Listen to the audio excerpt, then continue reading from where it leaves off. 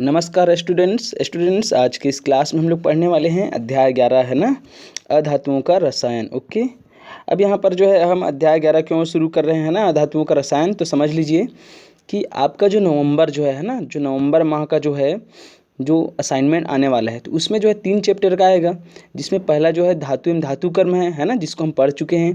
दूसरा है अधातुओं का रसायन, जो हम अभी पढ़ने वाले हैं।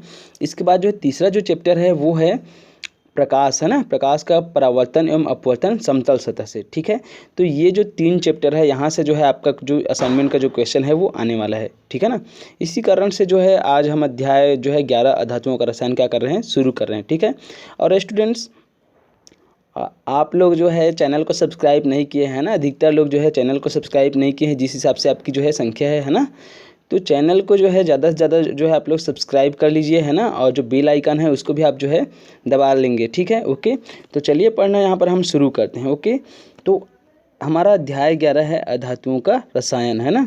तो सबसे पहले समझते हैं अधातु क्या होता है।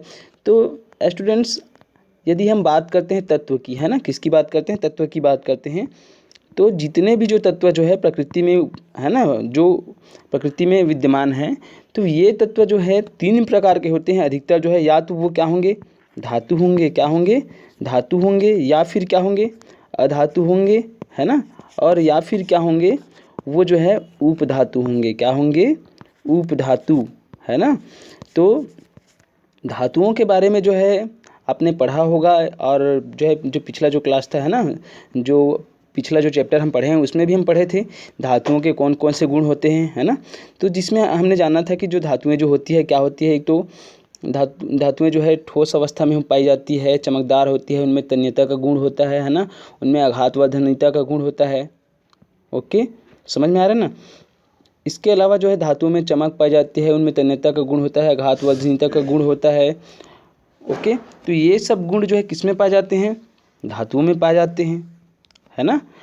और जो धातुओं में जो गुण होते हैं, वे गुण यदि किसी तत्व में नहीं पाए जाते तो वो क्या होते हैं, अधातुएं होते हैं। मतलब धातुओं के जस्ट विपरीत क्या होते हैं, अधातुएं होते हैं। ठीक है ना, किंतु कुछ तत्व ऐसे होते हैं जिनमें धातुएं और अधातुएं है ना, दोनों के गुण क्या होते हैं, पाए जाते हैं। तो ऐसे तत्वों को हम बोलते हैं, क्या बोलते हैं, उपधातु। क्या बोलते हैं, उपधातु, जिनमें धातुओं का और अधातुओं दोनों का जो है गुण पाया जाता है ना, मतलब ये दोनों के बीच का होता है ना। इसको हम क्या बोलते हैं, उपधातु। क्या बोलते हैं, उपधातु है ना। तो चलिए हम पढ़ना शुरू करते हैं ना। तो हम यहाँ पर समझते हैं कि हमारा जो अध्याय है धातुओं का रसायन, तो अधातुएं जो है आखिर हमारे लिए क्यों इतना महत्वपूर्ण है ना। यदि हम इस पर विचार करते हैं कि जिस प्रकार से धातु हमारे लिए जितना इम्पॉर्टेंट है, उसी प्रकार से जो अधातु जो है वो भी हमारे लिए क्या है, बहुत ही इम्पॉर्टेंट है। क्यों इम्पॉर्टेंट है, यहाँ पर देखिए आपके सामने क्वेश्चन है कि जो पानी है ना, हमें जो है जीवित रहने के लिए जो है पानी पीना आवश्यक है, ज़रूरी है ना। तो पानी जो है किन से बना होता है, तो पानी जिनसे बना होता है वो है, देखिए यहाँ पर जो है पानी का जो रासायनिक सूत्र क्या होता है, H2O। तो यहाँ पर हाइड्रोजन क्या है, हाइड्रोजन भी जो है एक अधातु है, और ऑक्सीजन भी क्या है, अधातु है। यदि अधातु नहीं होते हाइड्रोजन और ऑक्सीजन, तो पानी बन पाता क्या, नहीं बन पाता। और यदि पानी नहीं रहता तो हम भी जीवित नहीं रह पाते है ना। ठीक इसी प्रकार से जो है यदि हम श्वसन की बात करते हैं, तो श्वसन में जो है हम ऑक्सीजन गैस क्या करते हैं, ग्रहण करते हैं श्वसन की क्रिया में। और ऑक्सीजन गैस जो है वो क्या है, ऑक्सीजन गैस जो है एक अधातु है। क्या है, अधातु है।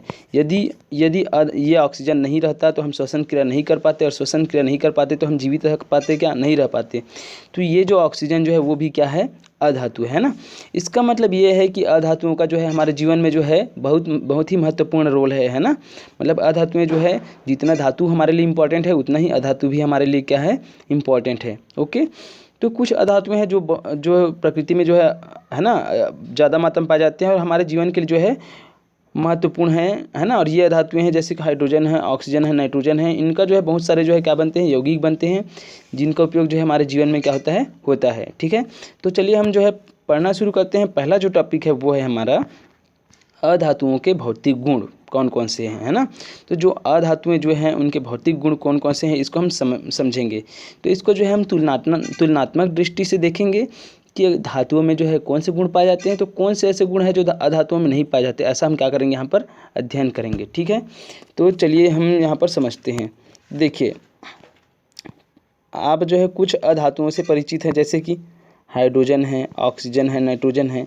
ये हम जो है कई चीज़ों में जो है क्या होते रहता है, उपयोग होते रहता है हमारे आसपास में, हम इसको जो है समझते हैं, जानते हैं, ठीक है ना। तो हम यहाँ पर जो है सबसे पहले जो है जानेंगे कि धातुओं के जो है भौतिक गुण को हम सबसे पहले समझेंगे और उसी के आधार पर जो है अधातुओं के जो गुण हैं उनको समझेंगे, ठीक है। तो सामान्य ताप पर जो है ना, सामान्य ताप और दाब पर क्या होता है, जो धातुएं जो है अधिकांश क्या होती है, ठोस अवस्था में पाई जाती है। मतलब धातुएं जो है ठोस होती है, ठीक है, समझ में आ रहा है। धातुएं क्या होती है, ठोस होती है। ओके, समझ में आ रहा है ना। और इसी प्रकार से यदि हम क्या करते हैं यहाँ पर, यदि देखते हैं तो जो अधातु है, ठीक है ना, वो जो है सामान्य ताप एवं दाब पर अधिकतर क्या होती है, वो जो है ठोस नहीं होती बल्कि क्या होती है, गैस होती है, ठीक है, गैसों के रूप में पाई जाती है सामान्य ताप पर। ओके, समझ में आया यहाँ तक। लेकिन कुछ अधातुएं जो होती है वो जो है गैस नहीं होती, गैस के रूप में नहीं होती है ना। तो वो जो है अधातुएं जो है, कुछ अधातुएं जो होती है वो भिन्न भिन्न रूपों में पाई जाती है, जैसे कि द्रव के रूप में, है ना, ठोस के रूप में भी जो है कुछ अधातुएं जो है पाई जाती है, जैसे कि ब्रोमीन जो है, ब्रोमीन जो है एक उदाहरण है ना, जो एकमात्र क्या है, अधातु है, जो किस अवस्था में पाई जाती है, द्रव अवस्था में पाई जाती है। समझ में आ रहा है। और इसी प्रकार से यदि हम और बात करते हैं तो जैसे कि कार्बन है, आयोडीन है, फास्फोरस, सल्फर है, सेलेनियम है, ठीक है ना, ये सब जो है अधातुएं हैं जो किस रूप में पाई जाती है, ठोस अवस्था में पाई जाती है। ओके, इसका मतलब यह हुआ कि सभी जो अधातुएं हैं वो गैस के रूप में नहीं होती और न ही सभी अधातुएं जो है वो ठोस रूप में होती है। और कुछ एकमात्र जैसे ब्रोमीन के बारे में देखें तो वो जो है द्रव के रूप में पाई जाती है। इसका मतलब ये हुआ कि जो अधातुएं जो है ठोस, द्रव, गैस तीनों रूपों में पाई जाती है ना। तो यदि हम जैसे धातु ठोस रूप में पाई जाती है तो एकमात्र धातुओं की यदि हम बात करते हैं तो पारा जो धातु है ना, पारा धातु जो है द्रव अवस्था में पाई जाती है सामान्य ताप पर। तो ये जो है क्या है, उसी प्रकार से जो है ये अधातुएं जो है वो जो है तीनों अवस्थाओं में पाई जाती है। ठोस के रूप में भी जो है कुछ मिलते हैं, कुछ द्रव के रूप में और कुछ जो है गैस के रूप में। तो द्रव के रूप में ब्रोमीन जो है एकमात्र क्या है, अधातु तत्व है जो द्रव अवस्था में पाई जाती है। ओके, समझ में आया। अब यहाँ पर देखिए जैसे कार्बन जो है, कार्बन का प्ररूप एक हीरा जो है वो जो है कठोरतम रूप में पाई जाती है ना, और सबसे कठोर तत्व है हीरा जो है, और जो क्या है एक कार्बन से बना जो है अधातु, कार्बन जो है अधातु तत्व है, उसी का क्या है अपर रूप है। समझ में आया यहाँ तक। उसके बाद हम आगे समझते हैं। तो ये तो कठोरता की बात हो गई, धातु के आधार पर हम तुलना किए, धातु जो है ठोस अवस्था में पाई जाती है और अधातु जो है तीनों अवस्था में पाई जाती है ना। उसके बाद जो है अब यहाँ पर हम समझते हैं कि ठोस धातुओं और अधातुओं में अंतर है ना करना संभव है, क्योंकि सामान्यतः अधातुएं जो है भंगुर होती है, अन्य गुणों के आधार पर भी ठोस अधातुएं धातुओं से भिन्न होती है। कहने का मतलब ये है कि यदि हम धातुओं में और अधातुओं में हम अंतर करना चाहते हैं, तो यदि धातुएं ठोस होती है और जो अधातुएं भी है वो भी ठोस होती है, तो दोनों में हम अंतर कैसे करेंगे। यदि हम अवस्था की बात करते हैं तो धातुएं भी ठोस होती है और कुछ अधातुएं भी ठोस होती है, लेकिन दोनों में यदि हम अंतर करना चाहते हैं तो हम देखेंगे कि भंगुरता का जो गुण जो होता है वो जो है अधातुओं में पाया जाता है, धातुओं में नहीं पाया जाता। भंगुरता मतलब यदि हम अधातु को पीटे हैं ना, उसको किसी चीज़ से जो है पीटे, उस पर आघात करें तो वो क्या हो जाती है, वो छोटे छोटे टुकड़ों में क्या हो जाती है, टूट जाती है। और जबकि जो धातु जो है वो ऐसा नहीं होता है ना, धातु जो है ऐसा नहीं होता उसमें, ठीक है ना। तो इस प्रकार से हम धातुओं और अधातुओं में क्या कर सकते हैं, अंतर कर सकते हैं। मतलब अधातुएं जो है क्या होती है, भंगुर होती है। समझ में आया यहाँ तक। उसके बाद जो है आघातवर्धनीयता है ना, आघातवर्धनीयता है और तन्यता जो है, ठीक है ना, और ध्वनि उत्पन्न करने का जो गुण जो है, जो किस में पाया जाता है, धातुओं में पाया जाता है। और जो अधातु जो है उनमें जो है ये गुण नहीं पाया जाता है कि आघातवर्धनीयता जो है, आघातवर्धनी नहीं होते अधातु जो है, उनमें तन्यता का जो है गुण नहीं पाया जाता। मतलब तन्यता मतलब जो है जिससे हम रबर जो है तार खींच सकते हैं ना, जैसे धातुओं से सोने का तार खींचते हैं, चांदी का तार खींचते हैं, ऐसा हम अधातुओं से नहीं खींच सकते, ठीक है। इसके साथ साथ जो अधातुएं जो है उनसे जो है ध्वनि भी उत्पन्न नहीं होती है, ठीक है। तो ये क्या है, अधातुओं के गुण है। ओके, इसके बाद जो है यदि हम बात करते हैं कि जैसे कि जो है कुचालक की बात करते हैं ना, कि जो धातुएं जो होती है अधिकतर विद्युत की क्या होती है, सुचालक होती है सभी धातुएं जो है, लेकिन अधातुएं जो है विद्युत की क्या होती है, कुचालक होती है। केवल कुछ जो है कार्बन के जो अपरूप हैं, जैसे कि ग्रेफाइट है ना, ग्रेफाइट जो है ये जो है विद्युत के जो है, जो ग्रेफाइट जो है ना, कुछ स्थिति में क्या होता है, ग्रेफाइट जो है जो कार्बन का जो अपर रूप जो है ना, ये जो है क्या करता है, ये जो है सुचालक की भांति क्या करता है, कार्य करता है ना। ओके, समझ में आ रहा है। तो ये हो गया क्या, सुचालक और कुचालक, है ना। मतलब जो धातुएं जो होती है वो सुचालक होती है और अधातुएं जो है कुचालक होती है। लेकिन उसमें भी जो है कार्बन के एक अपर रूप है, जैसे कि ये ग्रेफाइट जो है, ये विद्युत के क्या होते हैं, सुचालक की भांति क्या करते हैं, कार्य करते हैं। ओके, गुण प्रदर्शित करते हैं। अब इसी प्रकार से हम और आगे समझते हैं, जैसे कि जो है ऊष्मा चालकता की बात करते हैं ना, मतलब कौन जो है ऊष्मा के कुचालक होते हैं और कौन ऊष्मा के सुचालक होते हैं। तो जो धातुएं जो होती है वो ऊष्मा के क्या होते हैं, सुचालक होते हैं, है ना। और जो अधातुएं जो होती है ऊष्मा के क्या होती है, ऊष्मा के जो है अधातुएं जो है ऊष्मा के कुचालक होती है। किंतु इसमें भी क्या है कि जो अधातु जो है उसमें से जो है, जैसे कार्बन का जो अपर रूप है हीरा, है ना। हीरा क्या है, हीरा जो है अधातु होते हुए भी ऊष्मा के क्या होते हैं, ये सुचालक होते हैं, है ना। और बाकी जितने भी जो अधातु है वो क्या होते हैं, ऊष्मा के कुचालक होते हैं। समझ में आया। तो ये सब क्या था, ये जो था ये सब जो है अधातुओं के क्या हैं, गुण है, भौतिक गुण है कि अधातु में कौन कौन से भौतिक गुण होते हैं, है ना। मतलब यहाँ तक आप समझ गए होंगे कि अधातु में कौन कौन से जो है भौतिक गुण होते हैं, है ना। उसके बाद यहाँ पर हम अपरूपता की बात कर लेते हैं। अपरूपता को भी समझ लेते हैं। ये देखिए अपरूपता क्या होता है ना। अपरूपता मतलब किसी एक ही तत्व का, है ना, भिन्न भिन्न रूपों में पाया जाना क्या कहलाता है, अपरूपता कहलाता है। मतलब जो है अलग अलग अवस्थाओं में भी हो सकते हैं, वो क्या क्या किया जा सकता है, पाया जा सकता है। जैसे कि देखिए कार्बन जो है ना, कार्बन से ही जो है हीरा भी बनता है और क्या बनता है, ग्रेफाइट भी बनता है। लेकिन दोनों किससे बने हैं, किस तत्व से बने हैं, कार्बन से ही बने हैं, कार्बन के परमाणुओं से बने होते हैं, है ना। मतलब इनके जो है समान परमाणुओं से बने होने के बावजूद भी जो है क्या होते हैं, इनके भौतिक रूप जो है भिन्न भिन्न होते हैं। तो इस प्रकार से जो एक ही तत्व के जो है भिन्न भिन्न रूपों में पाया जाना, है ना, भिन्न भिन्न अवस्थाओं में पाया जाना जो है क्या कहलाता है, अपरूपता कहलाता है। समझ में आया। तो कार्बन के जो है कार्बन जो है कई रूपों में पाया जाता है, जैसे हीरा है, ग्रेफाइट है, फुलेरिन है, ऐसा अलग अलग जो है इनके क्या होते हैं, अपर रूप होते हैं। और कार्बन के अलावा जो है और कई तत्व हैं जिनका क्या पाया जाता है, उनमें जो है अपरूपता पाई जाती है। समझ में आया। और इनके भौतिक गुण भी क्या होते हैं, जो जितने भी जो अपर रूप होते हैं उनके भौतिक गुण भी क्या होते हैं, भिन्न भिन्न होते हैं। जैसे कि हीरा जो है प्रकृति का जो है सबसे कठोरतम पदार्थ है, जबकि ग्रेफाइट जो है उतना कठोर नहीं होता, है ना। इसके अलावा जो है इनमें जो है हीरा जो है क्या होता है, हीरा जो है ऊष्मा का जो है सुचालक है, जबकि अधातु है ना। तो और इन सब जो है जो इनमें जो भौतिक गुण जो होते हैं ना, उसमें भिन्नता का कारण क्या है, भिन्नता का कारण ये है कि इनके परमाणु जो होते हैं उनमें जो आबंध जो होता है उनमें क्या होता है, भिन्न भिन्न होता है। किसी में जो है आप पढ़े होंगे बंध के बारे में, है ना, डबल बॉन्ड, ट्रिपल बॉन्ड, मतलब द्विबंध, त्रिबंध, कोई सिंगल बंध ऐसा रहता है। तो इस प्रकार से जो है आबंध के कारण से ही क्या होता है, जो अपर रूप जो होते हैं उनमें क्या होता है, उनके भौतिक गुणों में क्या पाया जाता है, अंतर पाया जाता है। समझ में आया। तो इस प्रकार से जो है अधातुएं जो है क्या करती है, ये जो है अपरूपता जो है दर्शाती है। तो ऐसा नहीं है कि केवल कार्बन बस है, और कई अधातु जो हैं वो क्या करते हैं, अपरूपता दर्शाते हैं। ठीक है, तो क्या होता है अपरूपता समझ गए होंगे आप। उसके बाद हम आगे समझते हैं यहाँ पर अधातुओं का आवर्त सारणी में स्थान कहाँ है ना। तो आवर्त सारणी के बारे में आप जो है ना पहले और पढ़ चुके हैं जो आवर्त सारणी के बारे में। तो हम आज के इस वीडियो में हम ये जानेंगे कि अधातु जो हैं उनका आवर्त सारणी में जो है स्थान कहाँ है। ठीक है ना। तो मैं आप लोगों को जो है जो पिछला जो क्लास था उसमें, है ना, जो पिछला एक चैप्टर था जिसमें आवर्त सारणी के बारे में पढ़े थे, उसमें मैं बताया था आप लोगों को कि जो आवर्त सारणी जो है उसमें जो है 18 क्या पाए जाते हैं। मोस्ले का जो आधुनिक आवर्त सारणी है उसमें आपने देखा था कि इस प्रकार से जो है आवर्त सारणी था। जैसे कि इसमें चित्र में देखिए, ये जो था ऐसा था, उसके बाद जो है यहाँ से यहाँ तक जो है ऐसा था, है ना। इस प्रकार से आवर्त सारणी आप पढ़े थे। तो जिसमें जो है दो जो है यहाँ पर जो है दो आवर्त जो है यहाँ दो आवर्त जो है दो समूह जो है यहाँ पर मैं बताया था कि ये जो है ऐसा ऊपर से नीचे की ओर आते हैं, तो क्या कहलाता है, ये सब जो है ऐसा समूह था, है ना। ये जो है क्या था, ऐसा समूह था।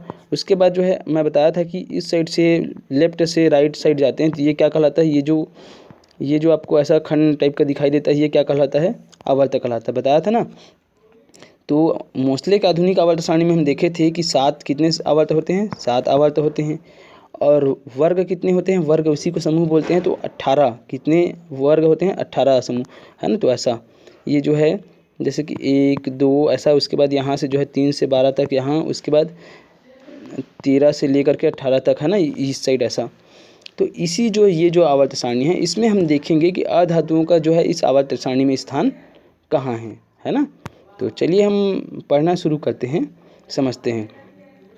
तो आवर्त सारणी में यदि हम देखेंगे तो आवर्त सारणी में जो है जो अधातु जो है ना, आवर्त सारणी में अधातु जो है, सबसे पहले तो गुण को देखते हैं, अधात्विक गुण और अधात्विक गुण को, है ना। तो आवर्त सारणी में यदि हम बाईं से दाईं की ओर जाते हैं, मतलब आपके लेफ्ट हैंड से जो है राइट हैंड की ओर जाते हैं, इस साइड से जो है इस साइड की ओर जाते हैं, तो क्या होता है, धात्विक गुण जो है क्या होने लगते हैं, कम होने लगते हैं। ओके, समझ में आ रहा है ना। धात्विक गुणों में क्या आती है, कमी आती है। मतलब इस साइड से इस साइड जाओगे, लेफ्ट से राइट, तो आवर्त सारणी में धात्विक गुण में कमी आने लगती है। मतलब जो तत्व है उनका धात्विक गुण क्या होने लगता है, कम होने लगता है। ओके, और उसी प्रकार से ठीक जो है, यदि हम ऊपर से नीचे की ओर आते हैं, समूह में ऊपर से नीचे की ओर आते हैं, तो धात्विक गुणों में क्या होती है, वृद्धि होती है। समझ में आ रहा है ना। धात्विक गुणों में क्या होती है, वृद्धि होती है। ठीक है, तो यहाँ तक समझ गए। तो यहाँ पर हम समझते हैं जैसे कि जो है अलग अलग यहाँ पर हम समझते हैं, जैसे कि आप देखिए, इसको उदाहरण के रूप में समझिए। जैसे कि जो है हम जो है आवर्त सारणी के जो पहला समूह है उसकी हम बात करते हैं। तो यहाँ पर जो है आपको जो है चित्र के माध्यम से नहीं दिखाया है आवर्त सारणी को, मैं बता रहा हूँ आपको। तो जो पहला जो आवर्त सारणी का जो पहला जो समूह है, इसमें शुरू में जो है क्या है, जो फर्स्ट जो समूह है उसमें जो है जो पहला जो आवर्त का पहला जो समूह है, उसमें जो है जो पहला जो तत्व है वो है हाइड्रोजन। क्या है, हाइड्रोजन पहले समूह में। तो हाइड्रोजन क्या है, हाइड्रोजन जो है एक अधातु है, गैस के रूप में पाया जाता है। अब उसके बाद जैसे ही नीचे जाते हैं तो क्या होने लगती है, धातुओं की धात्विक गुणों में क्या होती है, वृद्धि होती है। और नीचे का पूरा तत्व क्या होता है, धातु के रूप में होता है ना, धातु होता है। और इसी प्रकार से हम जो है यदि हम क्या करते हैं, लेफ्ट से राइट हैंड की ओर जाते हैं, इस साइड ऐसा, किसमें, आवर्त सारणी में। तो इस साइड जाते हैं तो धात्विक गुणों में क्या होने लगती है, कमी होने लगती है। और ठीक है ना, धात्विक गुणों में क्या होने लगती है, कमी होने लगती है। जैसे कि यहाँ पर देखिए, इस साइड देखिए, आप जो है जाते हैं तो समूह 18 का जो ये तत्व है, इसमें देखिए हीलियम है, नियान है, आर्गन है, क्रिप्टान है, जिनान है, रेडान है। ये सभी जो है जितने भी आपको दिखाई दे रहे हैं, ये सब क्या हैं, ये सब जो है अधातु हैं। क्या है, अधातु। मतलब इसका मतलब ये हुआ कि यदि आप जो है आवर्त सारणी में लेफ्ट से राइट साइड जाते हैं, मतलब अपने बाएं से जो है, ये बायां है और ये दायां है, मान लीजिए ऐसा आवर्त सारणी है। तो इस बाएं से इस साइड जाते हैं तो धात्विक गुणों में कमी होने लगती है और अधात्विक गुणों में क्या होने लगती है, वृद्धि होने लगती है। ठीक है ना। अब ठीक इसी प्रकार से यहाँ पर देखिए, यदि जो है समूह 15 की बात करते हैं, यहाँ पर समूह 15 को देखो, यहाँ पर ये देखिए, ये दिख रहा है आपको समूह 15 का। तो समूह 15 में पहला जो तत्व है नाइट्रोजन, फिर फास्फोरस, है ना। समूह 15 में नाइट्रोजन, फास्फोरस, ये क्या है, अधातु है। उसके बाद जो है शुरू में तो हम देख लेते हैं, जैसे कि ये यहाँ पर देखिए समूह 14 से बात करते हैं। समूह 14 में जो है पहला जो तत्व है क्या है, कार्बन, क्या है, अधातु है। समूह 15 की बात करते हैं, समूह 15 में जो है नाइट्रोजन है, फास्फोरस क्या है, अधातु है। समूह 16 की बात करते हैं, समूह 16 में जो है ऑक्सीजन है, सल्फर है, सेलेनियम है, ये सब क्या है, अधातु है। उसके बाद जो है समूह 17 में जाते हैं, जिसको हम हैलोजन तत्व बोलते हैं। तो इसमें देखिए फ्लोरीन, क्लोरीन, ब्रोमीन, आयोडीन, एस्टेटिन, ये सब क्या है, सब अधातु हैं, है ना। इसका मतलब ये हुआ कि इस साइड जैसे ही हम जाते हैं, लेफ्ट से राइट की साइड, तो क्या होता है, अधातुओं की संख्या में जो है क्या होने लगती है, वृद्धि होने लगती है। समझ में आ रहा है ना। तो जो अधातुएं हैं उनको अधिकतर कहाँ पर रखा गया है, उनको जो है आवर्त सारणी में जो है, जो आपका जो दायां है ना, दायां जो साइड है, उस साइड जो है इनको क्या किया गया है, इनको रखा गया है। समझ में आ रहा है ना। इसके अलावा जो है जब हम लेफ्ट से राइट की ओर जाते हैं, तो एकाएक जो है धात्विक अधात्विक गुणों में वृद्धि नहीं होती, बल्कि क्या होती है, क्रम वाइज होती है। क्यों होती है, क्योंकि कुछ तत्व ऐसा जो है शुरू में ही मैं बताया हूँ ना, तत्व जो है 3 प्रकार से जो है पाया जाता है, धातु, अधातु और उपधातु। तो कुछ जो तत्व होते हैं क्या होते हैं, उपधातु भी होते हैं। ठीक है ना। जो क्या होते हैं आवर्त सारणी में, उनको भी रखा गया है।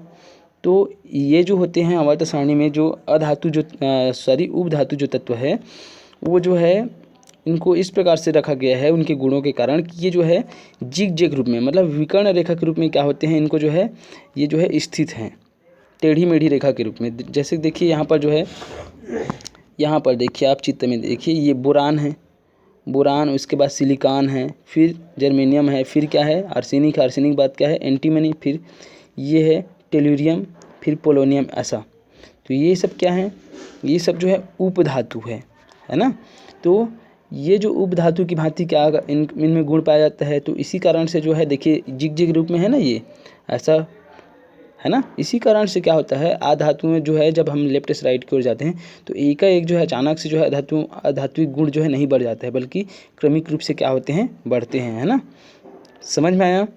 ये सभी क्या है उपधातु हैं। ओके, अब उपधातुएं भी क्या हो, जो धातु है ना, जैसे धातु जो है क्या होते हैं, धातु जैसे ठोस होता है, ठीक उसी प्रकार से उपधातुएं भी क्या होती है, ठोस होती है। ओके, और इसके अलावा जो है जो उपधातुएं जो है ना, उपधातुएं जो होती है वो जो है विद्युत के जो है अच्छे जो है, विद्युत का जो है जो अच्छी चालक नहीं होती है, किंतु यदि उनमें क्या कर दे, उनमें यदि अशुद्धियों की उपस्थिति हो जाए तो वो क्या करने लगती है, वो जो है चालकता दर्शाने लगती है।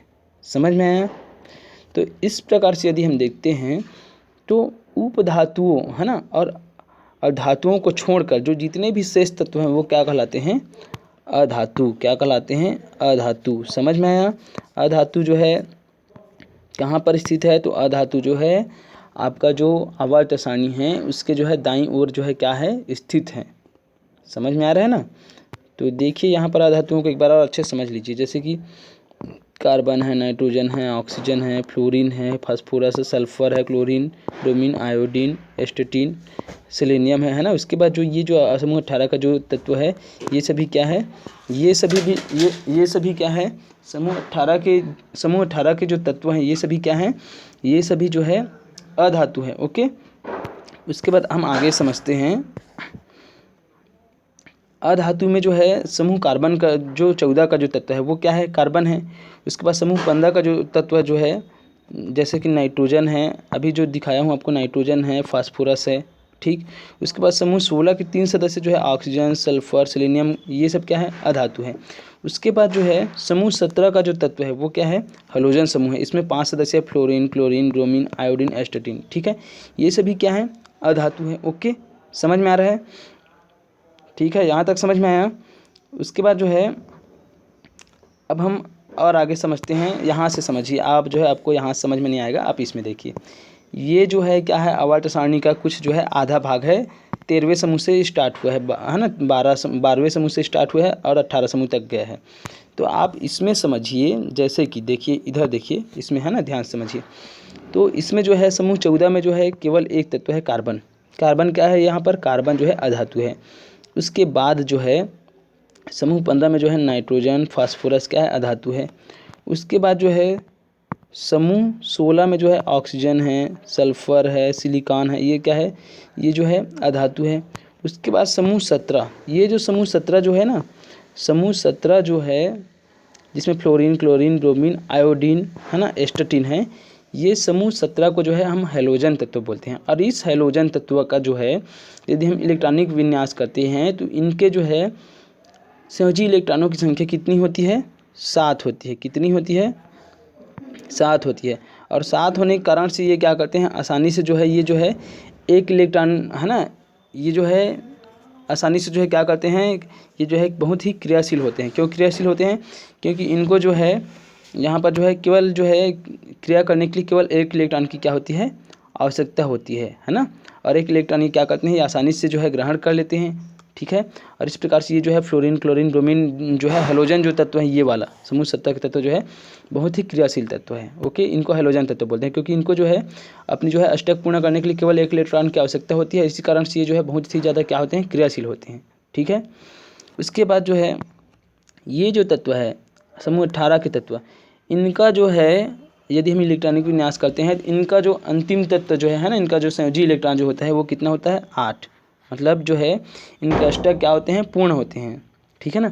और अष्टक पूर्ण होने की वजह से क्या होते हैं, जो समूह 18 के जो तत्व हैं, जितने भी तत्व हैं, ये सब जो है अष्टक पूर्ण होने के कारण से क्या होते हैं, निष्क्रिय प्रवृत्ति के होते हैं। मतलब दूसरे तत्वों से क्या नहीं करते हैं, क्रिया नहीं करते हैं, है ना। और इसी कारण से इनको जो है निष्क्रिय तत्व कहा जाता है। क्या कहा जाता है? निष्क्रिय तत्व, क्योंकि इनके जो है अष्टक क्या होते हैं? पूर्ण होते हैं। ओके। इसके अलावा जो है ये जो है प्रकृति में जो है बहुत ही कम रूप में क्या होते हैं? पाए जाते हैं। और कम रूप में पाए, बहुत ही कम मात्रा में पाए जाते हैं, इसी कारण से हम इनको क्या बोलते हैं? इनको हम बोलते हैं दुर्लभ गैसें। क्या बोलते हैं? दुर्लभ गैसें, क्योंकि ये सभी जो है गैसीय अवस्था में होते हैं और बहुत ही कम मात्रा में प्रकृति में उपलब्ध है, बहुत जो है आसानी से जो है उपलब्ध नहीं होते। इसी कारण से जो है इनको हम क्या बोलते हैं? दुर्लभ गैसें भी बोलते हैं। ओके, समझ में आया? तो ये क्या था आपका? ये था अधातुओं का आवर्त सारणी में स्थान कहाँ कहाँ पर है और कौन कौन से जो है तत्व हैं, है ना। समझ में आया यहाँ तक? तो आप समझ गए होंगे कि आवर्त सारणी में जो है अधातुओं को जो है कहाँ पर रखा गया है, उपधातु कौन कौन से उपधातु हैं, है ना, उपधातु क्यों बोलते हैं, ठीक है ना। समझ में आया? इसके अलावा जो है एक जो है फैक्टर छूट गया था, है ना, जो आधा जो निष्क्रिय तत्व अभी जो बताया हूँ समूह 18 का, वो जो है रंगहीन गैसें हैं। कौन कैसी गैसें हैं? रंगहीन गैसें हैं। ओके, समझ में आया? तो ये आप समझ गए होंगे। उसके बाद जो है अधातुओं की खोज कब और कैसे हुई, ठीक है ना। तो इसके बारे में जो है अधातुओं की खोज कब और कैसे हुई, इसको हम नेक्स्ट क्लास में पढ़ेंगे। तो आज जितना भी समझाया हूँ वो आपको समझ में आ गया होगा, है ना, और नहीं आया होगा तो बुक को जो है अच्छे से पढ़िएगा, ठीक है ना। ये बहुत ही इम्पोर्टेंट है आपका, जो है नेक्स्ट क्लास में भी ये काम आने वाला है ना, बहुत ही इम्पोर्टेंट है। यहाँ से जो है क्वेश्चन भी बनेंगे, है ना, इम्पोर्टेंट है। तो ध्यान से अच्छे समझिएगा और बुक में भी एक बार पढ़ करके देख लीजिएगा, ठीक है। तो आज के लिए बस इतना ही। जय हिंद, जय भारत, जय छत्तीसगढ़।